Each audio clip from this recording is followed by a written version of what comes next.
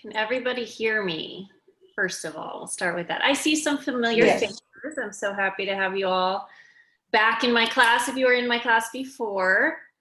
I don't see a handful of faces, although I see names on my screen. So if you're willing to come on with the video, it's preferred. If not, we'll still want you to participate in the class. And this is the first time I'm using the waiting room, so I apologize if I'm slightly because I'm trying to make sure I let everybody in. So I'm getting used to that setup. It's a way for us just to make sure that we're managing who's in our classroom. So welcome this evening. I hope you all are doing well. Everybody doing okay?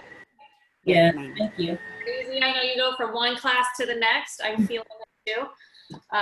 So good job hanging in there. Keep it moving. Coming on to the next one. Contracts, hopefully you will find to be an interesting, relevant subject. For those of you that I had in torts, I think many of you probably are coming from torts class as your last class.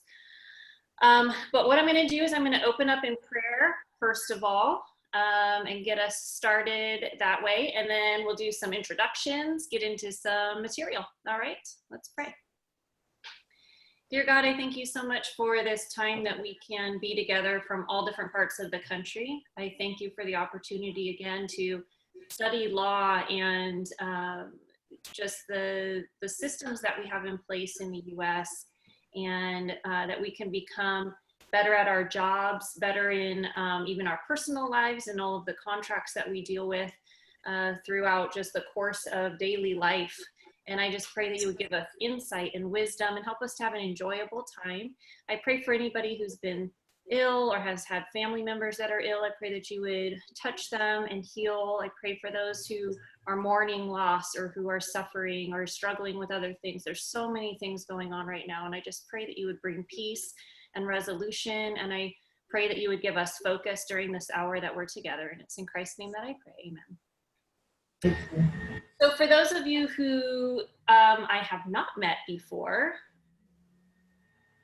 okay, I told you I'd be distracted for a second because I have somebody waiting, but I don't know who it is. So unless they let me know, I can't let them in. Okay, so for those of you who have not met me, I'm Joy Statler. I'm part of the staff at Trinity Law School, but I'm also alumni of Trinity Law School. So I graduated in 2006 and I'm a practicing attorney. I run our clinical program for the law school, but I also get this awesome privilege to teach in our online programs. So I've taught torts and legal fundamentals in the JD program. I've also taught family law and obviously contracts. So I'm happy to be doing this with you all and having all of you in our class, in this class together. And I hope that you find it enjoyable. I try to be very responsive if you reach out to me, if you email or if you message me through Canvas. I know we're all getting used to Canvas, so we're switching over. I'm getting used to that. One moment, we have others joining us. Let's see. And Marcella. Okay, awesome. All right, Marianne and Marcella, we're just getting started, just doing some introductions. So I was saying I'm responsive. I try to reply to emails and messages as quickly as I'm able to and get back to you. So please feel free to reach out to me with questions or if you're seeking input or things like that. Also, remember TLS support with any of the technical issues. And I know getting used to Canvas is going to be a bit of a switch. So if you have any questions about Canvas or how to access things or upload or any of those issues, feel free to go straight to TLS support because they'll be better versed to help you with that faster than I will be. And I'll probably end up directing you there anyway. So TLS support at tiu.edu. Feel free to reach out to them with those types of questions. But again, touch base with me with whatever questions or that you're looking for. What else about me? So I'm at Trinity full-time. So you have access to me probably a little bit faster than some of the professors who are in full-time practices. Where is everybody from? Give a shout out to where you're located. What state are you from? Winchester, Tennessee. All right, Tennessee. Northern California. California. Woo. Right. Annie, California. Okay, who else is outside of California? What do we have representing? New York, Right, New York. Colorado, Colorado, Tammy? Anybody else? Full Idaho. Oh, Idaho. Ar- I don't know if you heard me. Arkansas. I'm sorry, Utah? Arkansas. Oh, Arkansas? Yes. North Carolina, Right, we got the South represented. Nice. Okay. From Louisville, Kentucky. All right, Louisville. Well, welcome. I know we got some late nights going on over there. So let's get started. Let's get into the information. First, I want to start with a couple of just housekeeping issues about the class and what I expect, expectations, that sort of thing. So this is routine for you by now. This is definitely not your first class and probably not even your second. So most of you are in this routine. Pay attention to the dates and deadlines. Those are deadlines are one of the main things that I'll mark down for. You know, submitting things on time is really important. So that will be something that I'll be marking down for. Let me ask who this is.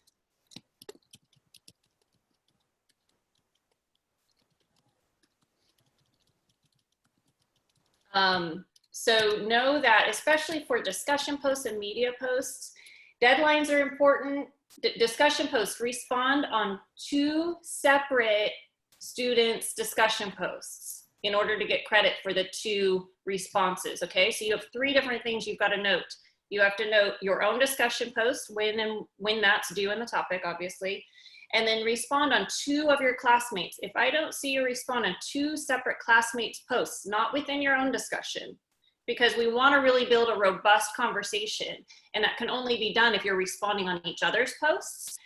So I will mark down if I don't see you responding on 2 other students' posts, okay? So that's going to be really important. And then word counts also. So if you can't meet minimum requirements of an assignment, then I will mark down.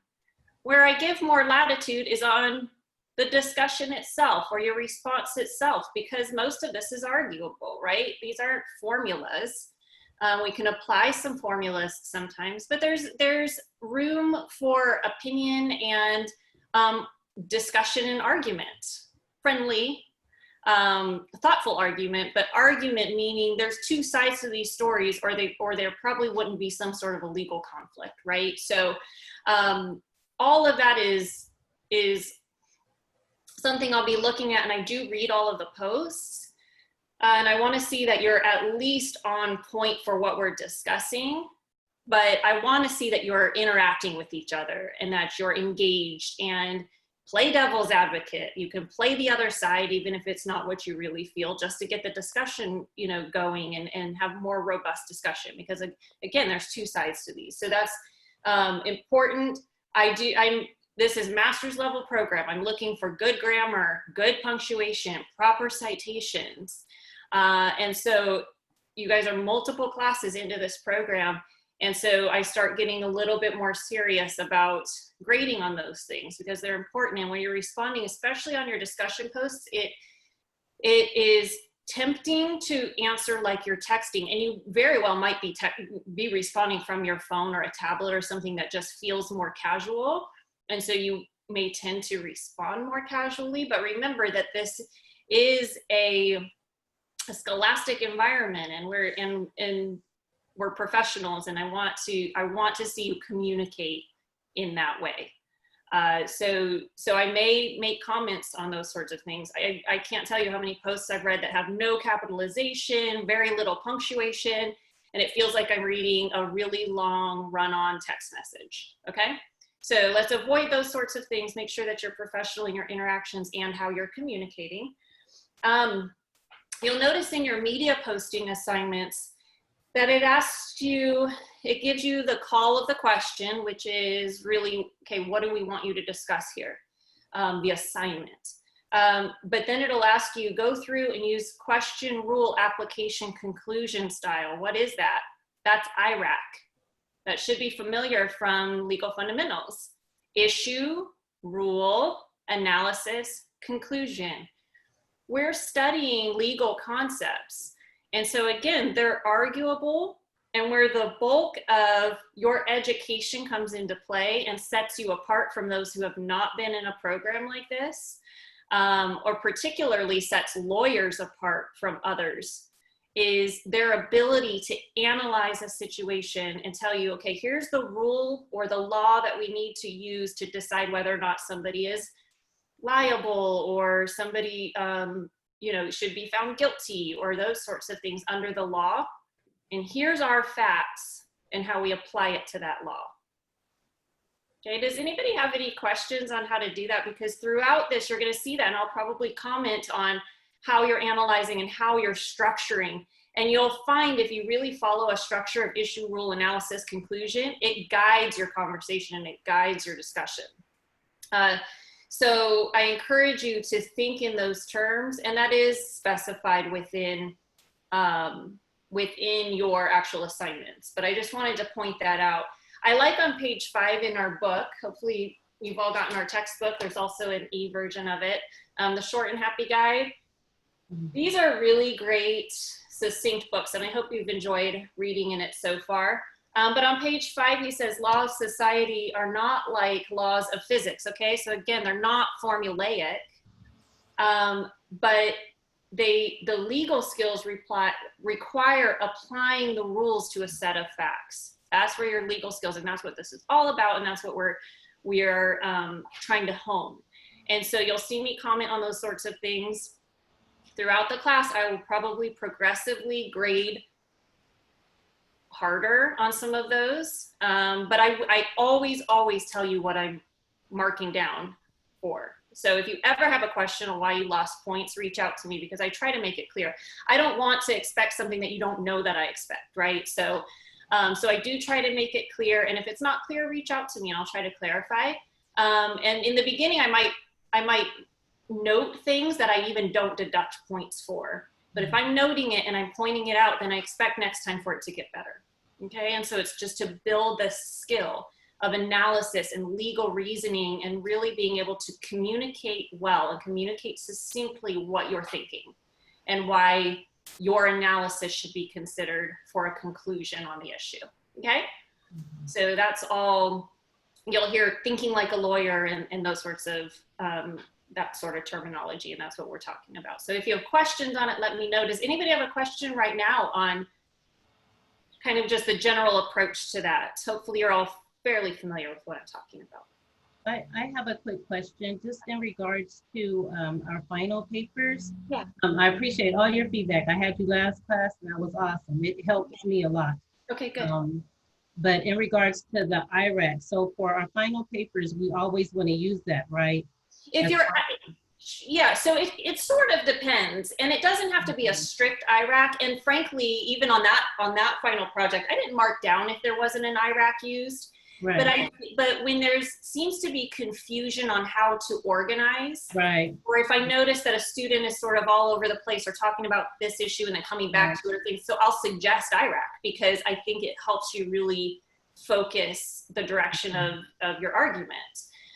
So I don't want to say that it's required or anything like that, but I think it's a good idea if you're being asked to analyze, say, was a contract formed? Okay, so issue. Was there a contract? Rule, contract is offer, acceptance, consideration. Right. Here, when Mr. M offered to build a house for, and so on.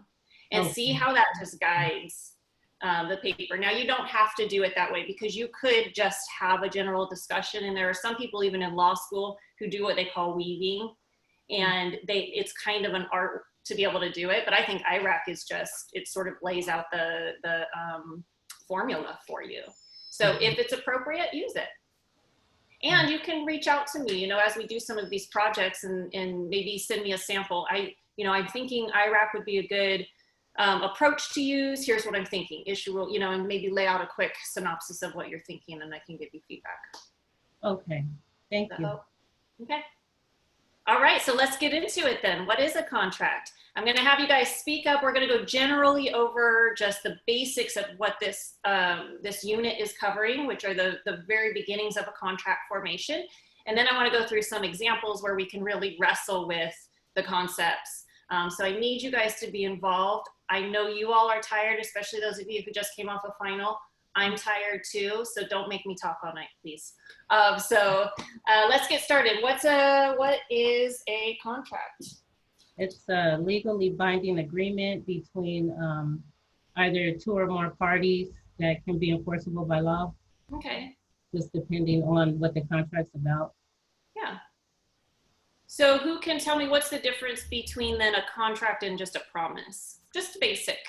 What would be the kind of the major difference? There's got to be an exchange of something in a contract. Okay. Consideration. So consideration exists, Yolanda? To be enforced, and yeah, I think a contract to be enforced, and it's considered to be liable for a contract. Okay, there you are. You are So great. a contract can be either written or oral. Okay. Why not? What's different than with a promise? A promise, Professor Fanny. Go ahead, Fanny. A promise can be like a stated intended action, and then an agreement has two prongs. One that offers, and where a reasonable person believes to go ahead and make a offer, and the other person accepts it. So there has to be acceptance. Mm-hmm. And then the promise, there's no acceptance. Right. And so, yeah. And so basically a promise isn't enforceable. Nobody usually would expect a basic promise to be enforceable, right? So that would be the major distinction, would be whether or not it's legally enforceable. So why are contracts important in our society? Basically to help clarify like whatever agreement that they may have amongst each other. That way there's, if it ever has to go to court or whatever the case may be, there's some type of legal binding document, whether it was, if they decided to write it or that clarification could even keep them from having to go to court or resolve it that way. What else? Why else are these? I think it gives people the, oh, sorry. Oh, no, go ahead. Oh, I think contracts give people confidence that certain things are actually gonna, they're gonna actually take place, and that and it's part of a court system that will also be able to enforce it. So something that it's enforceable. Okay. Awesome. I always think of like a promise is something that you can continuously say that you're going to do, but you don't always have to do. When you have a contract, you're expecting an outcome. That's good. It sets up kind of an obligation. Yeah. Right. Yeah, that's good. Any other thoughts? There's no really right or wrong answer, but we enter contracts almost daily, it seems like, if you're hopping on a website or things like that. So they're important for some reason. Any other thoughts on that? I think it brings also clarity in terms of like business relationships and agreements and the rights that people have, within these agreements. Yeah, very good. Marcella, if you're talking, you're on mute. There we go. Hi. What I wanted to point out, I think now with, with technology, texting and emailing, I think now, even if there's not a physical written contract, even with an email, when you have a promise or a text, that can be used in a court in case there was an issue with not having a visible contract to show as a promise to pay. Text messages and emails have been used in court to help other parties liable. That's good. Yes. I see someone named LaSalle joined, but I don't know who that is. It's not it doesn't match a name on my roster. So I let you in, but who are you on my roster? Your screen name is LaSalle.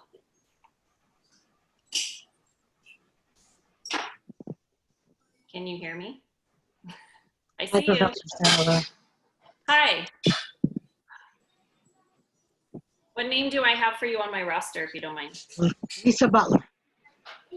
Lisa Butler, there you are. Okay, I was chatting with you in the waiting room and I didn't hear back from you, so I wasn't sure. Okay, welcome, Lisa. We're just talking about the basics of contract formation and why contracts are important. So let's move on to what is required to form a formal contract. What are the 3 basic requirements?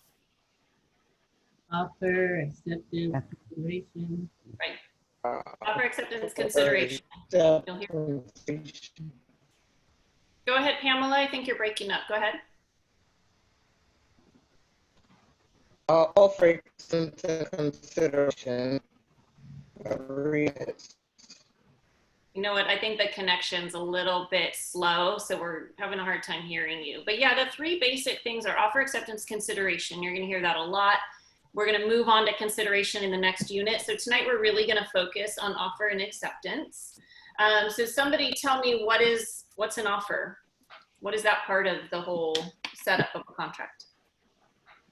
A proposal.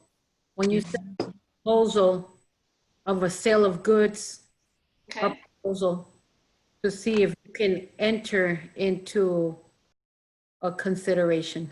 Okay. And to enter into a mutual assent, because that's where we're kind of heading when we put out an offer out there. It's an invitation for you to accept something, for us to deal. Any other thoughts on offer? I have to enter into a deal, and the other party is willing to accept it, so the communication is important. Okay, Yolanda, you're just a little bit hard to hear. It sounds like you're far from your speaker. The communication of wanting to enter into a deal by both parties is an important element of the contract, especially of the offer, that they both are actually communicating. There's an offeree and an offerer. Good. I was going to say there's a potential transaction between 2 parties. Okay. And I was gonna say, is a promise contingent upon the other party's acceptance? Okay, that's good. Yeah, that's pretty And then you have to communicate everything. Yeah, you have to be, it has to be, make sure it's communicated between people, not like, you know, one person kind of grunting and saying, oh, like that for sale or something like that. It's got But there to, will be times when we accept that way. So we're going to talk a little bit about that, whether or not those types of actions can constitute, for instance, an acceptance. Does a contract have to be in writing to be enforceable? No. A common misconception, I think, right, is that it has to be in writing, but it does not have to be in writing, but it does have to have all of these elements that we're discussing. Right. What type of standard is used to determine if an offer was made? Is it an objective standard or is it a subjective standard? So was an offer made? Objective. So it's more that reasonable person test, right? Are you guys tired of hearing about that? That reasonable person, that fictional person. But would somebody believe or feel like an offer was made? That's what we're looking at. So they may have been joking, but if the person they were talking to reasonably understood that to be a valid offer, then they could be on the hook for it if that person wants to accept, right? So it's the objective standard, that reasonable person. How does an offerer terminate an offer? So before we even get to acceptance, let's say they changed their mind. A revocation. Retract it. Revocation, right? Revoking, yeah. Yeah. They literally withdraw the offer. Or they just reject it. Well, the offerer is the person making the offer. So how do they actually terminate? By saying never mind, essentially, or saying I changed my mind, or using the words I revoke my offer. That makes it really clear, right? Or if he dies, right? Right. So then there's other ways that termination can happen. So yeah, death of the offerer. Or like if a person wants to give it a 3-day offer and at the end of the 3rd day it lapses. Right. Lapse of time. Yeah. Correct. What else? How else can it be terminated? Can a counter offer constitute that as well? Right, because a counter offer is what, technically? The rejection. It's a rejection. It's a rejection of the offer. So a counter offer by its very nature rejects the original offer. Yes. So that offer is off the table. It would have to be made again if they wanted to go back to it, or they would have to offer and say, no, no, no, I really do want that. But then that becomes, then if I was the offeree and I said, oh no, yeah, I liked that first offer, then I become the offerer and I say, no, I'm willing to pay that. Come back. Yep. Then I become the offerer, right? Right. So the roles end up switching. The switcheroo. It's the switch. How else? See, I think we've missed a couple. Death. We said death or incapacity of either of the parties could Did we terminate. do lapse? My screen had went out for a moment. Did we already go over lapse? I think somebody mentioned lapse. Lapse of Okay. That time, was which Fanny. could be Yeah. a reasonable amount of time. It could be a set amount of time. Got it. Okay. Counter offer we talked about, Got that. or an actual Interrupt. express rejection. Interrupt the other person. So as soon as you reject, the offer's off the table, right? So again, I can't suddenly say, oh no, never mind, I changed my mind, call you back the next day. You're not obligated, and I become the offerer at that point, right? Professor, is that like, say you go to a car dealership and you're kind of negating the price of a car? So if you say a car salesman said, okay, I can offer you this, Yeah. but then if I say no, and then I'll say another, is that what that basically Yeah, means for yeah. offer and the counter negotiation. offer? Yep, that's what a negotiation is. Mhm. And so essentially the roles are switching. It's not extremely important to keep track of, who is the offerer and offeree and offer, when it goes back and forth like that. But yeah, that is what's happening. And that's how negotiation works. Professor, sorry. Yeah. In regards to a lapse of time, if it hasn't been set as far as like what type of or how long of a period before it's completely off the table. Yeah. Say, for example, you have a written offer that's available, but there has been months before it was even accepted. Can it then be revoked by the offerer and then readjusted and then represented to the offeree on different terms? Well, sure, because it can be revoked any time before acceptance. Okay. The time doesn't even matter if, let's just say it's hanging out there in space and, an offer's been put out and the person hasn't accepted. And then the offerer says, oh, well, let me change the terms. That's a revocation, unless it was left open for a time frame. But I would say, yeah, after a certain amount of time. And the kind of general rule of thumb that's sort of been established is like a 30-day, short of something else, some other reason why it should be shorter. Professor, on you had said that it didn't need to be in writing. Now, I don't know, I didn't read that in the reading, but I know just with state law in Tennessee, if the time is going to be more than a year, it does require writing. Is that something that's universal, or is that just states that have that? Sure. So state by state, there will be probably minor differences in the law, but generally speaking, if statute of frauds is what you're talking about, and statute of frauds requires things to be in writing under certain conditions. And so those govern, contracts that are for more than a year, for property, for land, and for, I just spaced, sales over $500 usually, something like that. So yeah, state by state, they could have a difference in what those actual requirements are to be in writing, but statute of frauds then requires its own writing. So we're talking about like common law contracts, that in general, a contract in our daily lives don't have to be in writing to necessarily be enforceable, right? But yeah, a contract for a house would need to be in writing. Leases, because they're usually a year or longer, they need to be in writing, right? But a month-to-month lease or rental agreement doesn't have to be in writing. It's a good idea, for sure, but it does not have to be in writing, right? So yeah, so sometimes state law or local rules would be the guide for that. But yeah. So what's acceptance then? Like You're being acceptance. That's the offer that's on the table. Was that right? Marian. Oh, Marian, your little bubble didn't light up, so I didn't know who was talking. Can you speak up or closer to your mic? We're just having a hard time hearing. Sure, I said the acceptance is when the person the offer is being made to accepts the terms. Right, so an assent to the terms. Yes. Right, manifestation of an assent, it has to be, again, objective, that manifestation. So Lisa, that grunt, somebody, even a reasonable person might interpret that as an acceptance. So there are times when behavior could be acceptance, right? But it's, again, we're educated people, and let's be clear when we're saying and doing things, so we don't necessarily have to grunt and understand that causes confusion and those sorts of things, right? Yeah, Lisa. I can see where there might be some confusion on, because if say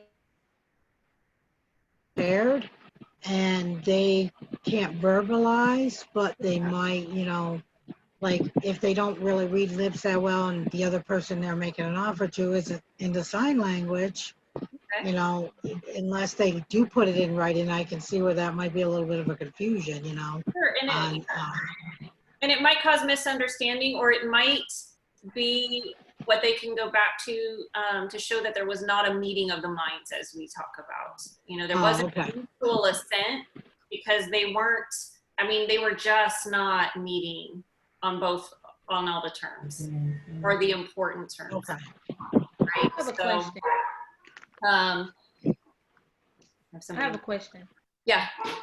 So if, Courtney, say for instance, you agree with some of what they're offering, but not all of it, will it still be considered like a partial acceptance, or is it something that they'll have to go back and try to redesign to make it fully acceptable? Yeah, it depends.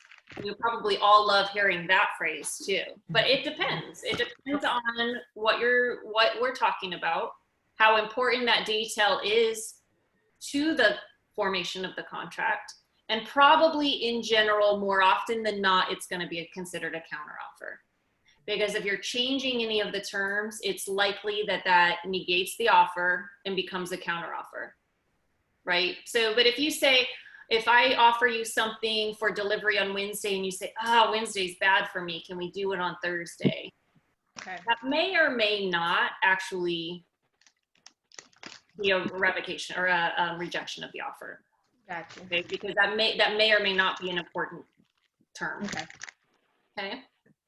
So yeah, and this is arguable, and I'm about to get into some examples that I want us to go through and sort of wrestle with. I want you to think through, but analyze it and give me why you think your answer is correct when you do share on your response, because it's arguable usually. Okay, so I just want to hear you reasoning for why you think that your conclusion is right. So some of these are going to be a little more simplified than others. Some are kind of lengthy fact patterns, so you might want to jot down some notes, but just to stay up with the fact pattern. Let's start. And then I want you to chime in when I'm done. Okay. Sam owns two 1975 Corvettes. One is a red fixer-upper, and one is blue that he has completely renovated that car and fixed it up. So one's refurbished, one's a fixer-upper. The red one's a fixer-upper. Bob, the buyer, sees Sam drive home in the blue Corvette, the souped-up one, and stops by Sam's house later and offers to buy Sam's Corvette for $1,000. Sam would never sell the blue one since it's his favorite. He's spent countless hours working on it, but he's happy to unload the red one that needs all the work. Sam accepts Bob's offer, and they never discussed which specific Corvette. When Bob goes to pick up the blue Corvette, Sam rejects Bob picking up the car. Does Sam have to sell the blue Corvette? No. No, he does not. No. No. Why not? Because Because a it's reasonable not person reasonable. wouldn't think that a nice blue Corvette is going to be worth $1,000. There's got to be some kind of equal consideration there that a reasonable person would know that blue Corvette, the value of that is way more than $1,000. Maybe Sam liked Bob though. They've known each other for years, and maybe he wants to cut him a deal. Is he allowed to do that? I mean, he's allowed to do that, but I would think that a reasonable person would know that he wouldn't, that even as a good friend, he wouldn't go that good of a deal.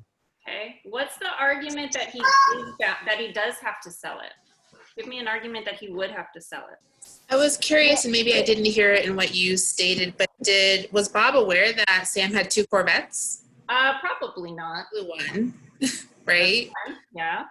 So it'd be interesting for Sam to have withheld that information when creating that contract, because in Bob's mind, he's thinking he's getting the blue one that he saw Sam driving, if he wasn't aware of the fact that Sam had an additional car. Sounds like the I think that's sounds like the Jacob and Rachel effect. Right? Yeah, the switch. Again, the switcheroo. The good old switcheroo. I think that maybe Sam was trying to pull a fast one on him. You can unload this car that needs all of this work, and and so he thinks, oh yeah, I'll take $1,000 for that, full well knowing that Bob wanted the one that he actually saw him driving. I think that's a great argument. Again, it's arguable. Okay, here's another one. If a buyer places an order to buy goods at a certain price and the seller does not respond, but instead just ships the goods to the buyer, has a contract been formed? Yes. Yes, because he shipped the goods. Yeah, that would be a contract. He shipped the goods, so he accepted the proposal. Yeah. Without saying a word? Is that okay? Is that okay? Well, if he can pay the money, I don't need people I buy stuff from to talk to me about it. Professor, I think because it was an exchange. Oops, sorry, go ahead. No, go ahead. What was that? Oh, I think because there was an exchange of the goods, that was a form of replying yes. Okay, so his action when he actually sent the goods. Yes. So yeah, so he actually, his actions constituted the acceptance. Yeah, I think that that's likely. Yes. So then buyer has to pay him, right? Yes. If you offer, hold on, somebody's ringing, coming in. Nope. Okay. If you offer to sell me your dog for $100 and I say, I accept if you give me $1 back, is that an acceptance and creating a contract? Yes. You say you accept it. Yes. I would say that's a counteroffer. That's a wouldn't it be? counteroffer. And that'd be considered a Right. rejection. So you rejected it. You rejected the 100, and but you're buying it for 99. Right. Mhm. Sounds more like a counteroffer, yeah, because you're changing the price. Right. Yeah. So the word. I'm sorry. Yeah, Amabel, go ahead. Go ahead. In regards to the items being shipped prior, what happens if the buyer didn't accept it and then it was shipped back? Then I think the seller has an argument that buyer owes him for that, right? Mm-hmm. Again, it's arguable. And Right. I mean, we know that in our daily life, it plays out with, well, is somebody really going to spend the time and the money? Now, if that was a dress that you ordered from a local dress shop and it showed up, and you had never heard from them and you rejected it and sent it back, they're probably not going to pursue it. If it's a building supply company and you're building a whole row of houses, and you order the wood and it shows up and then you ship it all back, that might be a different story because it's a lot more okay. And Professor, it depends. it also falls under, if you send it via email too, it falls under the time you sent it in under the mailbox rule. Right. So then it could trigger some of those other rules, right? Yeah. Yeah. Good. I think you guys did your reading. I love this. Okay. I already did that one. Sorry. Switch back to here. Okay. Here's a little bit longer one. Ruth is the owner and manager of Babe's Baseball Memorabilia. Lou is one of her better customers, and he's on the hunt for a rookie Mickey Mantle card in mint condition. Lou told Ruth, you know what I'm looking for. If you find any cards, send them to me with the price you're willing to sell them for. If I don't return them to you within a week, consider your offer accepted.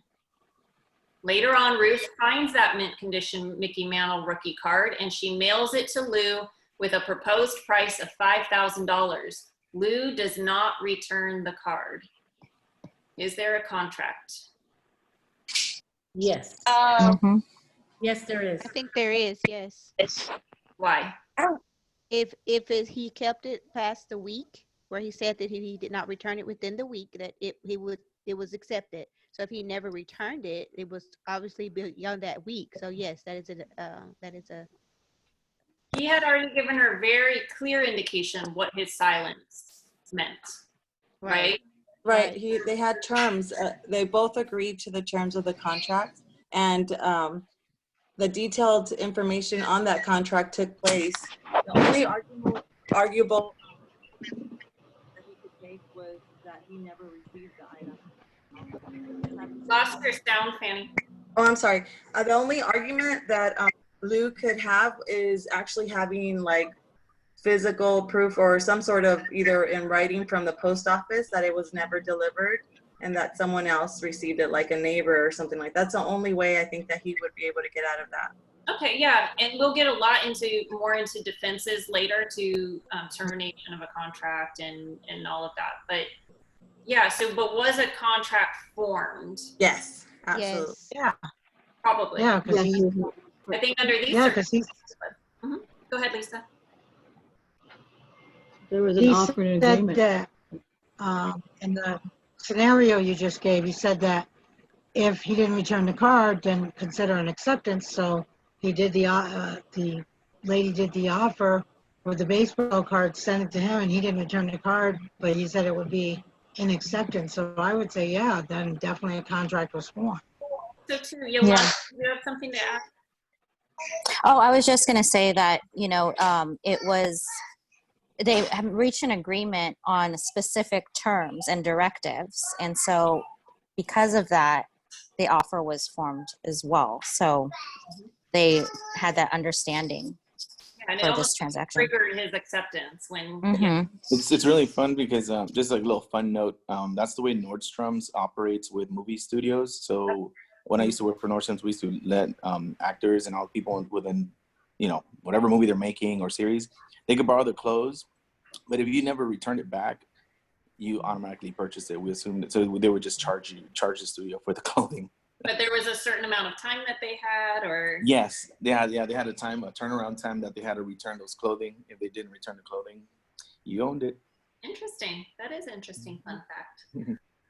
All right, let's move on to another one. Let's see. Okay. I offered to sell you my camper, deliverable after I had one more weekend outing with it, and you accept. On my weekend outing, the camper is destroyed by a grizzly bear. Can you enforce the contract for delivery of a camper? No, ma'am. No, because it's damaged. Because it was damaged. I mean, if it was damaged, the person is not willing to buy a damaged thing, so he or she could probably get it on the fact that the merchandise was damaged and it wasn't as in good condition as when the first offer was made. But can you force me to sell you a like camper? No, I think so. No, I don't think you could.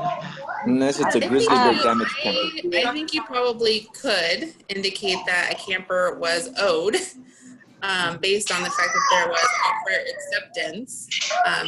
Certainly outside of the control of the seller, one would argue that they're wrecking the camper, but that doesn't absolve them of the obligation of the I say it depends too, because did you agree to have it sold or purchase it as is? If it's as is, then if it's as is, then obviously you're going to accept it like the way it comes. I believe that it as is at the time of the contract, but not anything that has changed after. So if I buy something as is at the time of the contract, but if they bring something back completely different from the time that I made the arrangement, I think that voids out our detailed agreement. Okay. I don't think it voids it out. I think that they're owed a camper by the one selling it. But I'm not a camper retailer. I just have a camper that I was willing to sell you, and you knew specifically which one I was going to sell you. I can get revoked the contract. Mariam? Do you think it would, could they make repairs to it? Is it unrepairable? Yeah, it was destroyed. That grizzly had it red. Counter offer a couple of 50 cents or something. I would not pay the full amount. I would not. Corruption of the subject matter of the contract. The book talks about this. So that's enough to terminate the contract.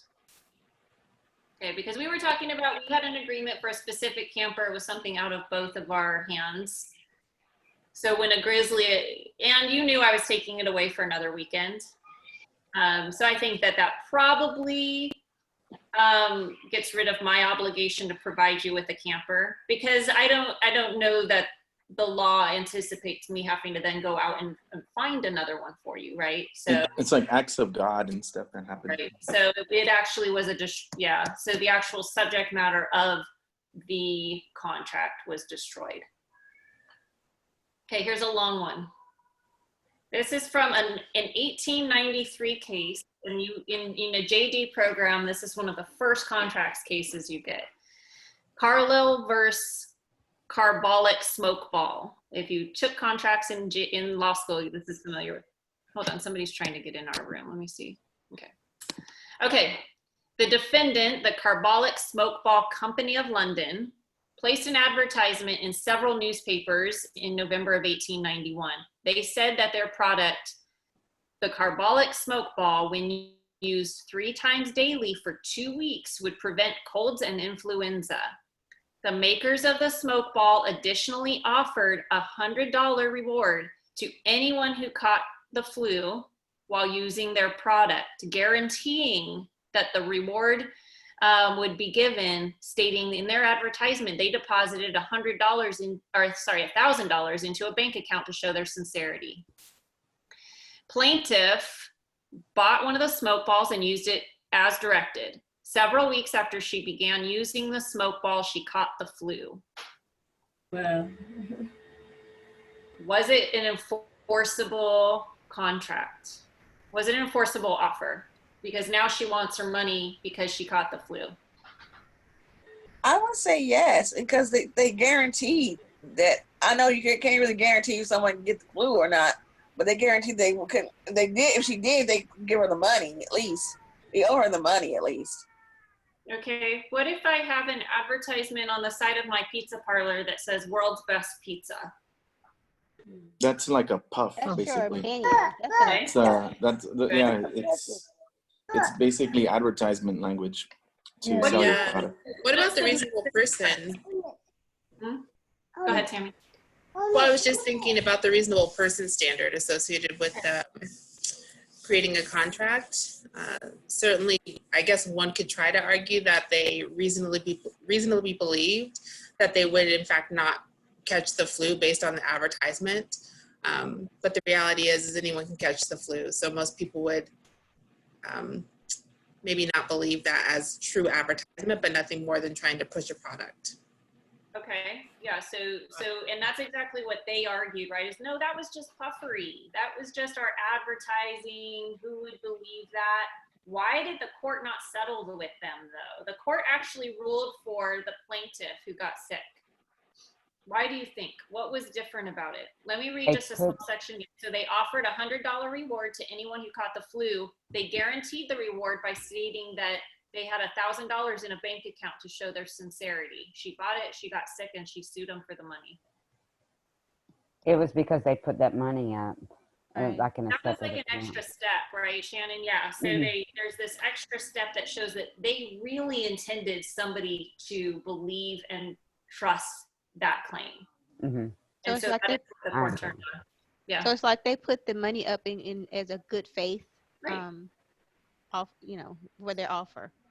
Right, and it was just something more. It was something more than just that typical advertising puffery that we see, because they really wanted people, and that really is what enticed people to buy their product and try it. So because the defendant found that the $1,000. showed their sincerity. That's why they ruled that way. Yeah, go ahead. Who said, somebody said yes. No? Okay. I was just wondering is that kind of like, one of the things I'm seeing on the news lately is there's been a lot of quote unquote scams related to the COVID-19 virus saying, oh, we guarantee you, we can give you this test and it'll prove that we guarantee that that if you don't have, you won't have COVID and it'll come up negative, but in reality you have COVID. Is that kind of like that, where if they guaranteed the test of saying, if you buy our test, we're going to guarantee that it's accurate results, and it says that the person didn't have COVID, but they did have COVID? Is that kind of like what you're referring to on that, where it's an objective standard on, you reasonably believe that advertisement, that they're guaranteeing that this is the most accurate test, you don't have to go to your doctors, and you pay that money out for that test, and it says you tested negative, but then you turn out to be positive.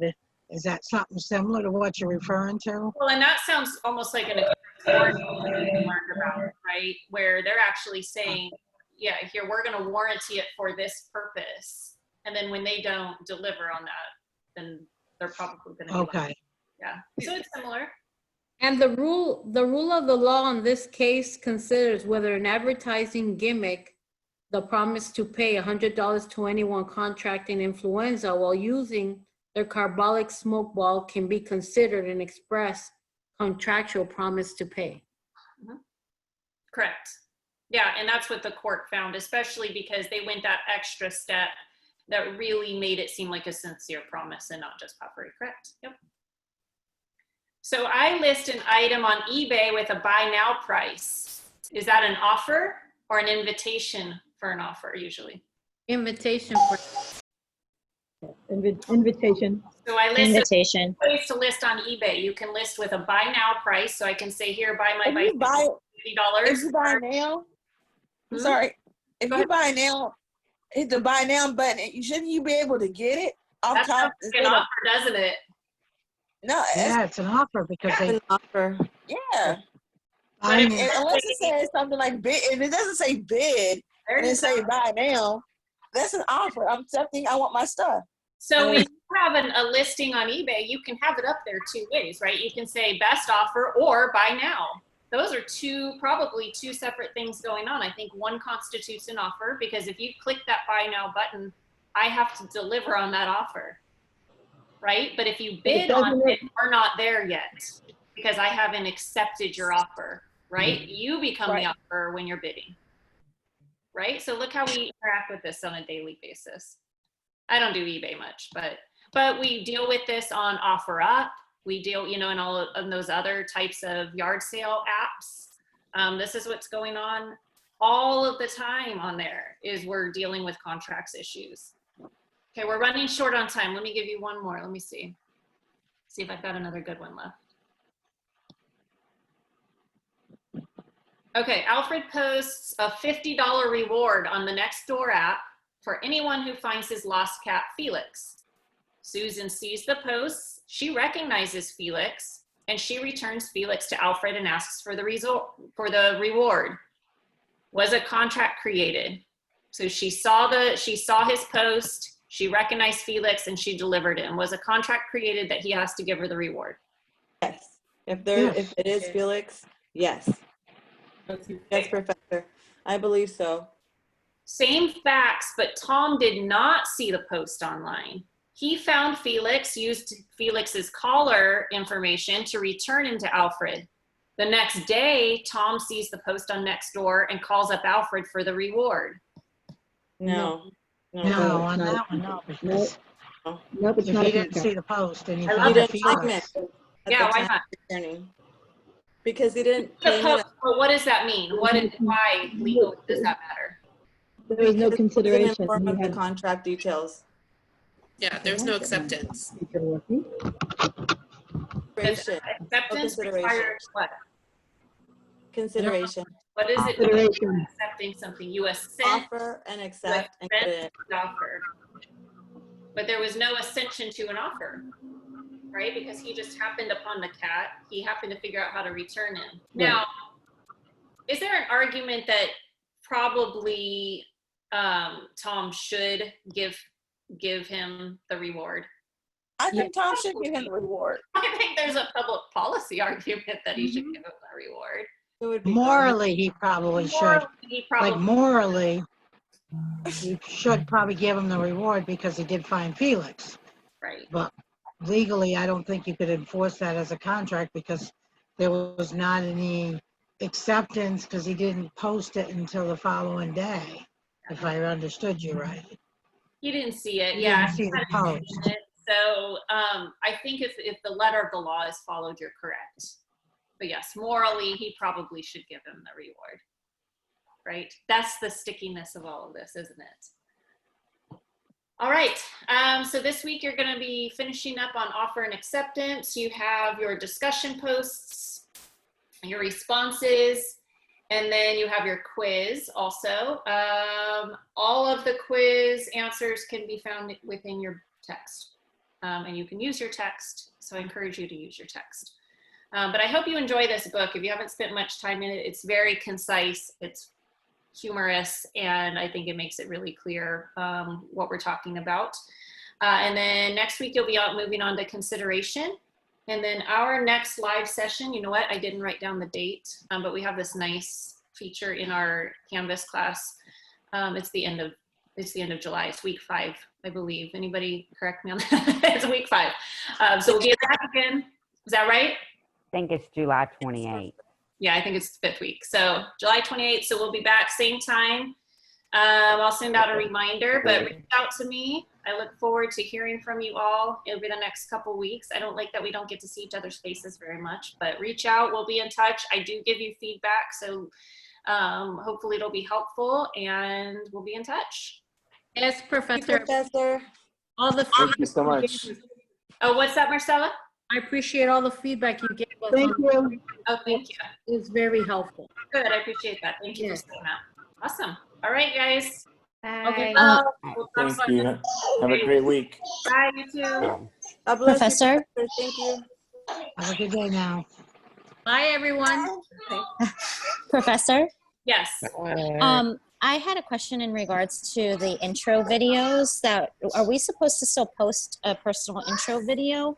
I didn't see anything on Canvas for it. Canvas does have, there is a tab with the same information as you. Canvas does have a section for posting. The stating is due on Saturday. Yeah, end of week. Saturday. Okay, I'll have to track down where that may be then. If you Okay. don't find it, yeah, send me a quick message and I'll. If you scroll towards the bottom, yeah. Scroll towards the bottom. Okay. Yes. Awesome. Thank you. You're welcome. Bye. Professor, Oh yeah, I hear. I apologize for being late. I didn't. No, I'm sorry, and I saw you in the room, but I wasn't sure who it was, so I was trying to message you in there. So you're good. You're fine. I saw you in there. You Sorry about that. okay. Have a good night now. Good night, everyone. Bye. Night. All right, God bless you.